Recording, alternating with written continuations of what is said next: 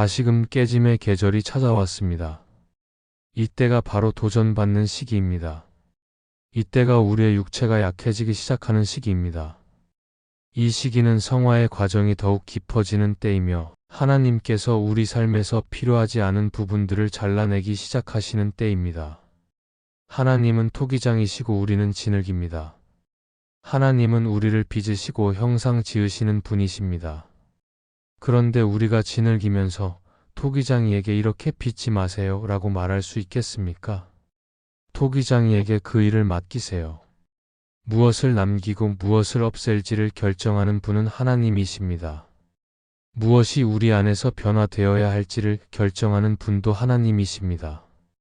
종종 우리 안에 고집스러운 육신의 영역이 있습니다. 심지어 그것들을 자랑스럽게 여기기도 합니다. 이게 나야. 이게 내 모습이야. 이런 식으로 말하곤 하죠. 예를 들어 자신이 지나치게 자신감 넘치는 것을 자랑스럽게 여긴다든지, 고집이 센 것을 자랑스럽게 여긴다든지, 혹은 늘 진실을 말하는 것을 자랑스럽게 여길 수 있습니다. 물론 진실을 말하는 것은 좋은 일이지만 어떤 사람들은 그것이 곧 무례하게 굴어도 된다는 뜻으로 생각하기도 합니다. 또는 마음속에 떠오르는 모든 것을 말해야 한다고 착각하기도 하죠. 육신 안에서 우리는 종종 하나님께서 결국 변화시키고자 하시는 부분들을 고집스럽게 붙들고 있으려 합니다. 하나님께서는 이러한 것들을 깨짐의 계절 가운데 변화시키십니다. 그리고 여러분이 하나님께 가까이 다가갈수록 하나님께서는 이제 가지치기를 해야 할 때야. 잘라내야 할 때야. 내가 성장하고 싶다면 가지치기가 필요해. 내가 성장하고 싶다면 변화가 필요해.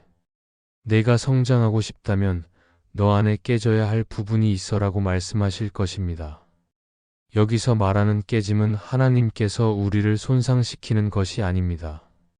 하나님께서 우리의 가장 기본적인 의지와 본성을 다시 보게 하시고 그분께 속하지 않은 부분들을 제거하신다는 뜻입니다.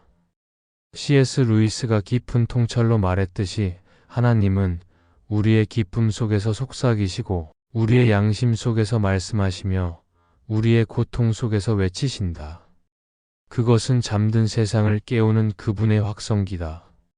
우리가 깨짐의 계절에 있을 때 하나님의 음성에 더 민감해질 수 있습니다. 예수님도 십자가 사건에서 이와 같은 순간을 겪으셨습니다. 이 이야기는 예수님께서 모든 인류의 죄를 대속하기 위해 아버지의 뜻에 순종하셨던 과정을 보여줍니다. 그 시기가 예수님께 편안했을까요? 그분이 그 고통을 즐기셨을까요? 결코 그렇지 않습니다. 사실 요한복음 12장에서 예수님께서는 이렇게 말씀하셨습니다. 인자가 영광을 받을 때가 왔도다. 진실로 진실로 너희에게 이르노니 한 알에 미리 땅에 떨어져 죽지 아니하면 한 알 그대로 있고 죽으면 많은 열매를 맺느니라. 자기 생명을 사랑하는 자는 잃어버릴 것이요 이 세상에서 자기 생명을 미워하는 자는 영생하도록 보존하리라. 사람이 나를 섬기려면 나를 따르라. 내가 있는 곳에 나를 섬기는 자도 거기 있으리니 사람이 나를 섬기면 내 아버지께서 그를 귀히 여기시리라. 지금 내 마음이 괴로우니 무슨 말을 하리요. 아버지여 이 시간을 벗어나게 하여 주옵소서. 그러나 내가 이를 위하여 이때에 왔나이다. 아버지여 아버지의 이름을 영광스럽게 하옵소서. 예수님께서 아버지여 아버지의 이름을 영광스럽게 하옵소서라고 하셨을 때 그분은 십자가를 받아들이고 계셨던 것입니다. C.S. 루이스는 순전한 기독교에서 이렇게 말했습니다. 그리스도는 우리에게 전부를 달라고 하십니다. 나는 너의 시간의 일부, 돈의 일부, 일의 일부를 원하지 않는다. 나는 너를 원한다. 나는 너의 자연적인 자아를 괴롭히러 온 것이 아니라 죽이러 왔다. 우리가 십자가 없이 축복과 성장을 약속하는 어떤 목소리를 들었다면 그것은 사탄적인 목소리입니다. 마태복음 4장에서 사탄이 광야에서 예수님을 시험하였을 때 그가 세상의 모든 왕국을 예수님께 주겠다고 제안했음을 기억하십시오. 그는 세상의 쾌락과 사람들의 칭송을 주겠다고 했지만 그 대가로 십자가가 없는 길을 제안했습니다. 십자가 없는 복음은 그리스도가 없는 복음입니다. 우리 모두에게는 저마다의 십자가가 있습니다. 우리 모두는 깨짐의 계절을 겪게 될 것입니다. 그리고 우리가 이런 계절을 지날 때 하나님을 신뢰하고 우리가 원치 않는 방향으로 모든 것이 흘러가더라도 우리의 마음이 상하고 불편하고 혼란스러운 순간이 와도 하나님이 우리를 버리신 것이 아니라는 사실을 알아야 합니다. C.S. 루이스는 이렇게 말했습니다. 고난은 종종 평범한 사람들을 비범한 운명으로 준비시킨다. 사탄의 가장 교묘한 거짓말 중 하나는 시련과 환난을 하나님의 거절과 불승인으로 연결시키는 것입니다. 세상은 이렇게 생각합니다. 만약 하나님이 너와 함께 하신다면 나쁜 일은 절대 일어나지 않을 것이고 하나님이 너를 거스르신다면 나쁜 일만 일어날 것이다. 그러나 성경은 이렇게 말씀합니다. 비는 의로운 자와 불의한 자에게 똑같이 내리고 해는 의로운 자와 불의한 자에게 똑같이 비친다. 좋은 일이 우리가 나쁜 사람이라고 부르는 사람들에게도 일어날 수 있고 나쁜 일이 우리가 좋은 사람이라고 부르는 사람들에게도 일어날 수 있습니다. 우리는 이 세상에 사는 동안 박해와 시련, 환난, 어려움과 혼란을 겪을 것입니다. 그것은 피할 수 없는 일입니다. 하지만 우리가 깨짐의 계절을 헛되이 보내지 않는 것이 중요합니다. 지금 이 메시지가 누군가에게는 예언적으로 들릴지 모릅니다. 이 깨짐의 계절을 낭비하지 마십시오. 깨짐의 계절에 우리는 하나님께 가장 귀하고 값진 예배와 찬양을 드릴 수 있습니다. 왜냐하면 우리가 인생의 정상에 있을 때의 찬양도 물론 하나님께 의미가 있지만 그 찬양은 상황이 잘 풀릴 때 드리는 찬양이기 때문입니다. 그러나 우리가 인생의 골짜기 한가운데 있을 때 그때 드리는 찬양과 예배는 상황이 잘 풀리기 때문이 아니라 그 모든 어려움에도 불구하고 하나님 자신과 하나님의 선하심을 향한 순수한 찬양이 됩니다. 그러므로 깨짐의 계절을 낭비하지 마세요. C.S. 루이스는 이렇게 말했습니다. 우리가 하나님께서 우리에게 최선을 행하실 것을 의심하는 것이 아니라 그 최선이 얼마나 고통스러울지를 걱정하는 것이다. 이런 어려운 순간들 속에서 우리는 상황을 초월한 찬양을 드릴 기회를 발견하게 됩니다. 많은 신자들은 깨짐의 자리, 즉 사람들이 자신을 비난하고 마음과 감정이 공격당하며 모든 일이 뜻대로 풀리지 않는 시점에 도달합니다. 그럴 때 여러분은 어떻게 반응하시겠습니까? 손을 들고 하나님이 나를 싫어하시는 게 틀림없어라든지 어떤 저주를 받은 게 분명해라고 말하시겠습니까? 아닙니다. 성경으로 돌아가야 합니다. 이런 계절이 바로 하나님께서 여러분을 가지치게 하시고 훈련하시는 때입니다. 밀이 땅에 떨어져 죽지 않으면 한 알 그대로 있지만 죽으면 많은 열매를 맺습니다. 때로는 우리가 심겨질 때 마치 묻히는 것처럼 느껴질 수 있습니다. 심겨질 때는 어둠 속으로 가야 하고 외로운 곳으로 가야 합니다. 그리고 심겨질 때는 하나님의 약속의 성취를 보기가 어렵습니다. 씨앗은 죽어야 열매를 맺을 수 있고 씨앗은 죽어야 번성할 수 있습니다. 그러므로 깨짐의 계절 속에서 그 시간을 낭비하지 마십시오. 서둘러 벗어나려 하거나 단순히 고통에서 벗어나려고만 하지 마십시오. 물론 누구도 고통을 원하지 않고 누구도 시련과 혼란을 원하지 않습니다. 그러나 고난 속에서 우리가 잘 견디는 것이 중요합니다. 우리가 하나님의 영광을 위해 고난을 받아야 합니다. 예수님께서 이렇게 말씀하셨습니다. 이것을 내게서 제거해 달라고 기도할까? 아니 바로 이를 위해 내가 이때에 왔나이다. 그러고 나서 이렇게 기도하셨습니다. 아버지여, 아버지의 이름을 영광스럽게 하옵소서. C.S. 루이스는 영광의 문에서 이렇게 말했습니다. 결국에는 두 부류의 사람이 있을 것이다. 하나님께 당신의 뜻대로 하소서라고 말하는 사람들과 하나님이 그들에게 너의 뜻대로 하라고 말씀하시는 사람들이다. 저는 하나님께서 여러분을 고의로 아프게 하신다고 말하는 것이 아닙니다. 다만 때때로 인생의 어려운 상황 속에서 하나님께서 우리의 마음속 고집스러운 부분을 깨뜨리시고 우리의 자랑이 되어선 안 되는 것들을 깨뜨리시며 우리의 잘못된 독립심을 깨뜨리신다는 것입니다. 독립심은 어느 정도 필요하지만 우리가 하나님 없이도 괜찮다고 여기는 그 잘못된 독립심은 깨어져야 합니다. 우리는 하나님을 의지하는 법을 배워야 합니다.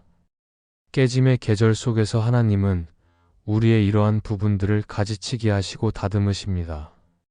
그리고 네 번째는 열매의 계절입니다. 이것은 돌파가 일어나고 축복과 풍성함이 나타나는 시기입니다. 제가 단순히 물질적인 축복에 대해 말하는 것이 아닙니다. 물론 물질적인 축복이 따라올 수도 있지만 그것은 이보다 훨씬 크고 더 중요한 의미를 가지고 있습니다. 이 열매의 계절은 하나님의 나라에서 맡겨진 책임을 감당할 준비가 된 상태를 의미합니다.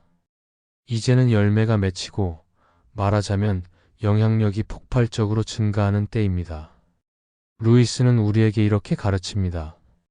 기독교인은 우리가 선하기 때문에 하나님이 우리를 사랑하신다고 생각하지 않는다. 하나님이 우리를 선하게 만들어 주실 것을 믿는다. 모든 시련에는 목적이 있습니다. 요셉이 종으로 팔려갔으나 나중에 높은 자리에 올랐던 것처럼 하나님은 깨짐의 계절을 통해 열매의 계절을 준비하십니다. 제가 과거에 아무런 열매가 없는 것 같다고 느꼈던 시절이 있었습니다. 하지만 그때 하나님께서는 단순히 제 성품만 다듬고 계신 것이 아니었습니다. 하지만 하나님께서 다듬고 계신 것은 단지 성품뿐만이 아니었습니다. 하나님께서는 제 안에서 기술을 연마하시고 은사를 완전하게 하셨습니다. 그리고 이 말을 제 자신을 자랑하기 위해 하는 것이 아니라 하나님을 자랑하기 위해 하는 것입니다. 하나님께서 여러분 안에서도 기술을 연마하시고 계십니다. 하나님께서 여러분 안에서 무언가를 완전하게 하시고 계십니다. 그것은 열매의 계절이 오기 전에 일어나는 일입니다. 그러던 어느 순간 성령님께서 마치 숨을 불어넣으시는 것 같았습니다. 그리고 이제야 라고 말씀하시는 것 같았죠. 그러자 갑작스럽게 열매가 맺히기 시작했습니다. 서서히 진행되다가 갑자기 열매 맺는 순간이 찾아왔습니다. 갑작스러운 돌파가 있었지만 그 전에는 깨짐과 숨겨짐의 계절이 있었습니다. 그 깨짐의 계절 속에서 신실하게 살아가고 숨겨진 계절 속에서도 신실하게 살아가며 올바른 태도를 유지하는 것이 중요했습니다. 모든 것이 예수님에 관한 것이지 자기 자신에 관한 것이 아님을 기억해야 했습니다. 이 과정은 요셉이 겪었던 것과 유사합니다. 여러분도 알다시피 요셉은 형제들에게 팔려 노예가 되었고 다시 보디발의 집으로 팔려갔습니다. 보디발의 집에서도 요셉은 억울한 누명을 쓰고 감옥에 갇히게 됩니다. 그는 오랜 시간을 감옥에서 보냈습니다. 요셉을 바로에게 추천해 주기로 약속했던 사람이 있었지만 그 사람은 오랫동안 요셉을 잊어버렸습니다. 그러다 결국 바로가 두 가지 꿈을 꾸게 되었고 그 꿈의 해석이 필요했습니다. 그때서야 그 사람이 갑자기 기억해낸 것입니다. 맞다, 감옥에 그런 능력을 가진 사람이 있어요. 그렇게 요셉은 바로 앞으로 불려나갔고 꿈을 해석하게 됩니다. 그리고 모든 일이 순식간에 바뀌게 됩니다. 요셉이 겪었던 모든 좌절, 모든 시련, 모든 힘겨운 시간이 마침내 이 순간을 위해 준비된 것이었습니다. 창세기 41장 37절에 이렇게 기록되어 있습니다. 요셉의 제안이 바로와 그의 모든 신하들에게 좋게 보인지라. 바로가 그의 신하들에게 말합니다. 이 사람과 같이 하나님의 영에 감동된 사람을 우리가 찾을 수 있으리요. 그리고 바로가 요셉에게 말합니다. 하나님이 이 모든 것을 내게 보이셨으니 너와 같이 명철하고 지혜 있는 자가 없도다. 너는 내 집을 다스리라. 내 백성이 다 내 명령에 복종하리니 나는 너보다 높음이 보좌뿐이니라. 이렇게 요셉은 그토록 오랜 시간 동안의 시련과 깨짐을 지나 하나님의 큰 계획 안에서 쓰임 받게 되었습니다. 바로가 요셉에게 말했습니다. 내가 이제 너를 이집트 온 땅의 총리로 임명하노라. 그러고 나서 바로는 자신의 손에 끼고 있던 인장 반지를 빼서 요셉의 손가락에 끼워 주었습니다. 요셉에게 고운 아마폿을 입히고 그의 목에 금목걸이를 걸어 주었습니다. 또한 요셉을 자신의 두 번째 권위를 가진 자에게 주어진 전용 마차에 태워 그 지역을 순회하도록 했습니다. 요셉이 지나가는 곳마다 무릎을 꿇어라 라는 명령이 외쳐졌습니다. 바로는 요셉을 이집트 전역의 총책임자로 세웠습니다. 바로는 요셉에게 말했습니다. 내가 바로다. 그러나 이집트 온 땅에서 내 허락 없이는 아무도 손이나 발을 들지 못하리라. 이처럼 우리는 요셉의 삶에서 갑작스러운 열매의 계절이 찾아오는 모습을 보게 됩니다. 그러나 여기서 중요한 것은 하나님께서 요셉에게 주신 능력과 은혜는 요셉 자신을 위한 것이 아니었다는 점입니다. 그것은 이스라엘 민족을 보존하기 위한 것이었습니다. 그것은 하나님의 언약을 이루기 위한 것이었으며 하나님께서 요셉의 조상들에게 하신 약속을 궁극적으로 성취하기 위한 것이었습니다. 결국 요셉이 이 특별한 은혜의 위치에 오르게 된 것은 자신의 가족, 즉 나중에 이스라엘 민족이 될 가족을 돕기 위함이었습니다. 이를 통해 우리는 하나님의 열매의 계절이 단순히 우리 자신을 위한 것이 아님을 깨닫게 됩니다. 그것은 우리의 이름을 높이거나 우리를 축복하기 위한 것이 아닙니다. 물론 이런 책임을 맡게 되면서 부수적인 축복이 따를 수 있지만 그것이 핵심은 아닙니다. 그것은 다른 사람들을 섬기고 돕기 위해 주어진 것입니다. C.S. 루이스도 이와 같은 뜻을 반영하며 말했습니다. 우리의 열매 맺음은 우리 자신만을 위한 것이 아니라 하나님의 큰 이야기 속에서 참여하는 것입니다. 하늘을 목표로 하면 땅도 함께 얻을 것이요. 땅만 목표로 하면 아무것도 얻지 못할 것이다. 열매 맺음은 개인적인 성취에 대한 보상이 아니라 더 높은 목적을 섬기기 위한 부르심입니다.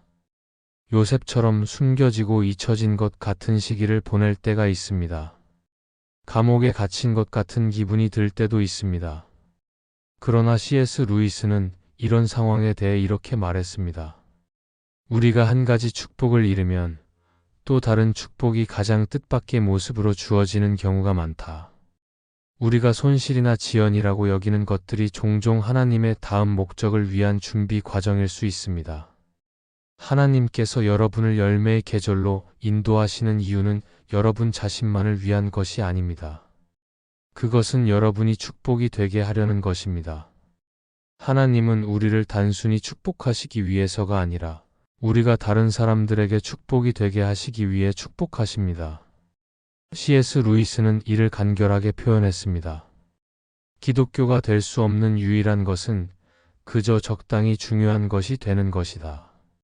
우리는 온전한 헌신의 삶으로 부르심을 받았습니다. 깨짐의 골짜기든 열매의 산꼭대기든 모든 계절 속에서 하나님을 신뢰하며 살아야 합니다. 깨짐의 계절을 낭비하지 마십시오. 루이스는 이렇게 말했습니다. 고통은 반드시 주의를 끌게 한다. 하나님은 우리의 기쁨 속에서 속삭이시고 우리의 양심 속에서 말씀하시며 우리의 고통 속에서 외치신다. 우리가 모든 희망이 사라진 것 같은 이 고통스러운 계절이 우리를 가장 크게 변화시키는 시기입니다. 그것은 우리를 다듬고 가지치기 하며 하나님께서 우리를 만들어 가시는 과정입니다. 여러분은 지금 어떤 계절에 있다고 느끼십니까? 이 계절들 중 몇 가지가 섞여 있는 상태인가요? 아니면 아주 명확한 특정 계절에 계신가요? 아래 댓글로 여러분의 상황을 공유해 주세요. 함께 기도합시다. 아버지, 성령님께서 우리의 모든 계절 속에서 우리를 인도해 주심을 감사합니다. 사랑하는 주님, 우리가 어떤 상황에 있든지 예수님을 중심에 두고 당신을 잘 섬길 수 있도록 도와주소서. 예수님의 이름으로 기도합니다. 아멘. 이 메시지가 좋았다면, 그리고 누군가가 이 메시지를 들어야 한다고 생각된다면 잊지 말고 좋아요를 눌러주세요. 여러분의 좋아요는 이 메시지가 더 많은 사람들에게 전해지는 데 큰 도움이 됩니다. 그리고 우리 채널과 함께하기를 원하시면 구독 버튼을 누르고 알림 설정도 켜주세요.